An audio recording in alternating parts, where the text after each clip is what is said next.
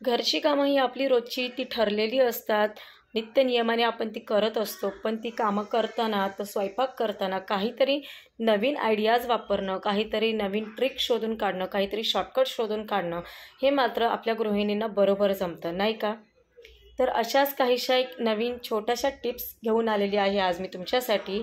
बऱ्याच जणींना त्या टिप्स माहीत असतील, पण ज्यांना माहीत नसेल त्यांच्यासाठी मात्र नक्कीच त्या टिप्स नव्या असतील.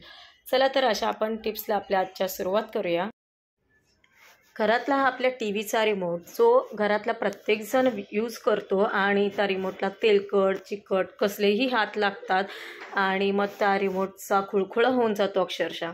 तर त्यासाठी मी काय करते, माझ्याकडे क्लीन रॅप आहे जो आपल्याला डेली यूज होतो. तर त्या क्लीन रॅपने मी असा रिमोट मस्तपैकी कवर करून घेतलेला आहे. त्याला सेलोटेपची गरज नाही आणि अगदी सेफ राहतो रिमोटाने. सोप्पा आहे. जेव्हा तुमचा क्लीन रॅप तो खराब होईल तेव्हा तो तुम्ही फक्त रॅप काढून तुम्ही चेंज करू शकता. तुम्हाला सारखं रिमोट साफ करत राहायची गरज नाही आणि तो तुमचा रिमोट तेलकट चिकट देखील होणार नाही. आहे की नाही मस्त आयडिया? बरं, आता हा रिमोट मी कवर करत होते तोपर्यंत माझ्या मुलीने एक दुसरं काम करून ठेवलं. ते म्हणजे सोफ्यावरती जे कवर होतं त्या कवरला हे तिचं खेळण्यातनं स्लाईम लावून ठेवलं आणि ते स्लाईम आता कसं काढायचं त्याचं मला टेन्शन आलं होतं. कारण कवर तर व्हाईट आहे, जर त्याचे डाग नाही गेले त्या स्लाईमचे किंवा काय, कारण हे माझ्यासोबत पहिल्यांदाच घडलं होतं असं. सो मी म्हटलं बघूया आपण ही ट्रिक यूज करूया, जर सक्सेस झाली तर तुमच्यासोबत शेअर करूया आणि ती आता मी शेअर करते. ते जितकं बोटाने निघेल तितकं मी घासून ते स्लाईम काढून घेतलं आणि ते काढल्यानंतर देखील त्याच्यावरती छोटासा एक असा ग्रीन कलरचा शेड दिसत होता, तो डाग दिसत होता. म्हणजे काहीतरी चिकटलं असं इझिली त्याला दिसत होतं, ते एकदम खराब वाटत होतं. सो मी त्यासाठी काय केलं, जे आपले वेट वाईप्स असतात, आपण प्रत्येकाकडे वेट वाईप एकतरी असतो. सो मी त्यातलाच एक वेट वाईपचा एक यूज केला आणि त्याने ज्या ठिकाणी ते स्लाईम लागलेलं होतं त्या जागी मी त्या वेट वाईपने मस्तपैकी वाईप करून घेतलं, घासून पुसून घेतलं आणि तुम्ही बघाल ते पुसून घेतल्यानंतर तिथे जराही डाग शिल्लक राहिला नाही, जो काही तो स्लाईमचा होता. अगदी धुतल्यासारखं ते सोफ्याचं कवर झालं, एकदम क्लीन स्वच्छ झालं. नाहीतरी मला ते टेन्शन आलंच होतं. आता जर ह्याने निघालं नसतं तर मला ते कवर पूर्णपणे धुण्याशिवाय पर्याय नव्हता.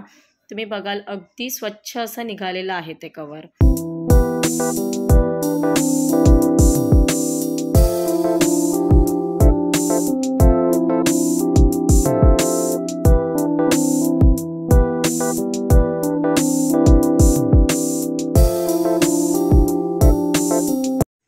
आता वळूया आपण आपल्या किचन टिप्सकडे.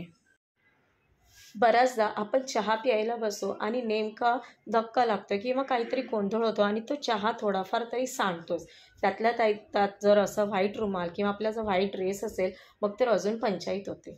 तर अशा वेळेला काय करायचं आहे, जेव्हा केव्हा चहा सांडेल पटकन पाण्याने ते चहा सांडलेला तेवढा भाग धुवून घ्यायचा आहे आणि त्या भागावरती थोडासा बेकिंग सोडा आणि व्हाईट व्हिनेगर टाकून ते जे येणारे बबल्स आहेत ते बबल असे बसले, ते बबल निघून गेले की त्यानंतर एका ब्रशने व्यवस्थितपणे तो चहा जिथे आपण व्हाईट व्हिनेगर आणि हे टाकलेला आहे सोडा, तो भाग व्यवस्थितपणे ब्रशने घासून घ्यायचा आहे.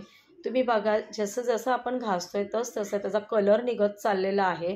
त्या प्लेटमध्ये तुम्ही बघाल ते चॉकलेटची जो कलर आहे, जो चहाचा कलर आहे तो स्प्रेड होताना तो निघताना दिसत आहे.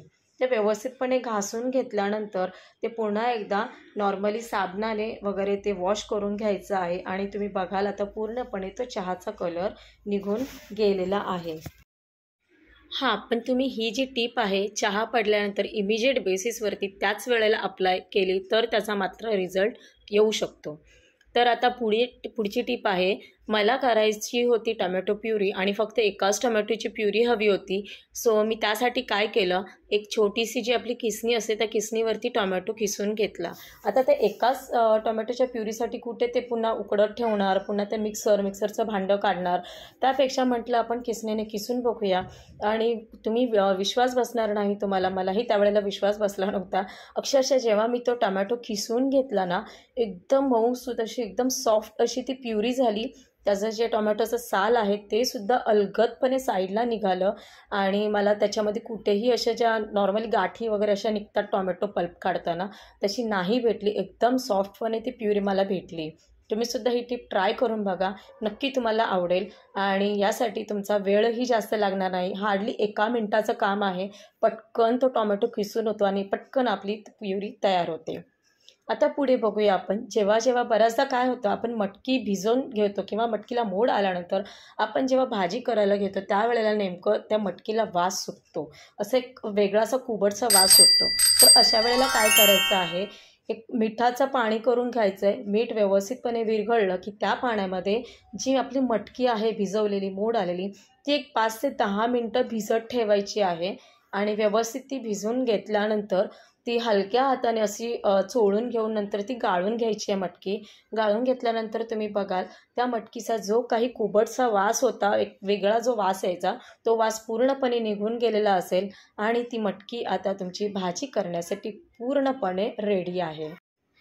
पण ही जी मटकी गाळण्यासाठी मी जी इथे गाळण वापरलेली आहे ती सेपरेट आहे आणि चहाची जी माझी गाळण आहे ती सेपरेट आहे. तुम्ही सुद्धा चहाच्या गाळणीने हे गाळू नका. एक सेपरेट गाळण त्यासाठी तुमच्याकडे अवेलेबल ठेवा.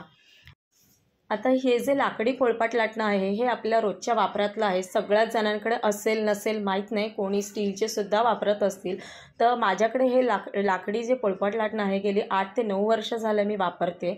आणि याची जर आपण योग्य पद्धतीने काळजी घेतली तर याची शेल्फ लाईफसुद्धा वाढते. तुमच्याकडे जे काही लाकडी वस्तू असेल, एक कटर चॉपिंग बोर्ड असेल किंवा लाकडी चमचे वगैरे असतील किंवा हे असे पोळपाट लाटणं, तर जेव्हा आपण ते धुवून घासून घेतो त्यानंतर असं एक ऑइलचं एक छोटंसं कोटिंग करून घ्यायचं आहे त्याच्यावरती. त्याने काय होईल, हे वुडनचं असल्यामुळे आणि त्याला जर आपण असं ऑइलचं कोटिंग करून घेतलं तर त्याची शेल्फ लाईफसुद्धा वाढते. आणि हे रात्रीचं मी जेव्हा धुतल्यानंतर लावून ठेवते, म्हणजे ते रात्रभर व्यवस्थितपणे मुरलं जातं त्याच्यामध्ये तेल. आणि नंतर आपण सकाळी पुन्हा ते पुसून घेऊन, धुवायची गरज नाही, टिश्यू पेपरने पुसून घेऊन आपण पुन्हा ते सकाळी यूज करू शकतो. आता आपण पुढच्या टिपकडे वळूया. जशी की आता इथे मी घेतलेलं आहे शेगडीचे बर्नर. आपण गॅस शेगडी तर वेळच्या वेळी धुतोच, पण ह्या बर्नरची सुद्धा काळजी घेणं गरजेचं आहे. बऱ्याचदा काय होतं, आपण त्याच्यावरती आपलं दूध ओतू जातं, चहा ओतू जातो किंवा आपण वांगी टोमॅटो वगैरे असे पण जेव्हा ते रोस्ट करतो त्याच्यातले काही पार्टिकल्स या शेगडीच्या ज्या बर्नरमध्ये अडकले जातात. त्याच्याने जी आपली गॅसची फ्लेम आहे ती हवी तशी आपल्या भांड्याला लागत नाही, ती फ्लेममध्ये अडकली जाते, त्याने गॅस देखील वाया जातो. तर अशा वेळेला काय करायचं आहे, किमान 15 दिवसातून एकदा तरी हे जे आपले शेगडीचे बर्नर आहेत ते टूथपिकच्या सहाय्याने ते होलमधले जे काही पार्टिकल्स वगैरे असतील ते व्यवस्थितपणे असे काढून घ्यायचे आहेत. तुम्ही बघाल ह्याच्यामध्ये पार्टिकल जास्त नाही आहेत, पण जे काही बाजूने काजळी वगैरे धरते ना ती त्या टूथपिकला लागलेली तुम्हाला दिसेल. अशा पद्धतीने हे दोन्ही बर्नरचं मी काढून घेतलेलं आहे व्यवस्थितपणे टूथपिकच्या सहाय्याने. आणि त्यानंतर एका भांड्यामध्ये खाण्याचा सोडा आणि व्हिनेगर टाकून ते व्यवस्थित 10 ते 15 मिनटं त्या मिश्रणामध्ये मी हे बर्नर बुडवून ठेवलेले आहेत. आणि ते झाल्यानंतर ते 10 ते 15 मिनटानंतर ते बर्नर जे आहेत गॅसचे व्यवस्थित आपण डिशवॉश लिक्विड किंवा सोपने घासून धुवून पुसून घ्यायचे आहेत. आणि पुसल्यानंतर ते कोरडे सुकल्यानंतरच आपण पुन्हा ते गॅसवरती ठेवून आपण यूज करू शकतो. तुम्ही जर वेळच्या वेळी अशी तुमच्या वस्तूंची काळजी घेतली तर त्या आपल्या वस्तूंची शेल्फ लाईफसुद्धा अधिक वाढेल. तर व्हिडिओ आवडला असेल तर नक्कीच लाईक करा, शेअर करा आणि चॅनलवर नवीन असाल तर सबस्क्राईब करायला विसरू नका.